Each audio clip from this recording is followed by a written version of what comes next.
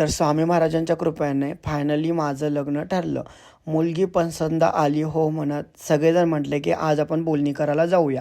आणि मग त्याच्यानंतर आम्ही सगळेजण तयार होऊन फायनली मुलीच्या घरी निघालो. इथे माझी बहीण आणि मी आणि बाकीचे सगळे लोक होते, ते त्यांच्या गाडीवरून होते, आम्ही ह्या गाडीवरून फायनली लोकेशनवर पोचलो. त्याच्यानंतर ते लोक बोलले की आजच याद्या करायच्या, कारण त्यांचे पाहुणे बाहेरून आले होते. मग काय याद्या लिहायला पण सुरुवात झाली. हे सगळं एवढं अनपेक्षित होतं की बऱ्याच गोष्टी पटापटापटा होत होत्या. त्यामुळे मला कुठेतरी थोडंसं प्रेशर आलं होतं की काय काय माझ्या आयुष्यात घडते असं वाटत होतं. आणि त्याच्यानंतर फायनली याद्या लिहायला सुरुवात झाली. इथे याद्या लिहित होते दादा, आणि इकडं त्यांच्या साईडच्या आणि इकडं आमच्या साईडच्या दोन्हीकडं पण याद्या लिहित होते. आणि बोलणे वगैरे चालली होती. इथे बाकीची तर माझी बहीण हसते आहे बघा, ती हसते, पण मला इकडं थोडंसं टेन्शन आलं होतं, म्हणून मी थोडा वेळ मोबाईलमध्ये घालवत होतो. आणि फायनली याद्या लिहायला सुरुवात झाली. आता दुसरा पार्ट जो आहे पुढचा, तो पुढच्या व्लॉगमध्ये तुम्हाला पाहायला मिळेल.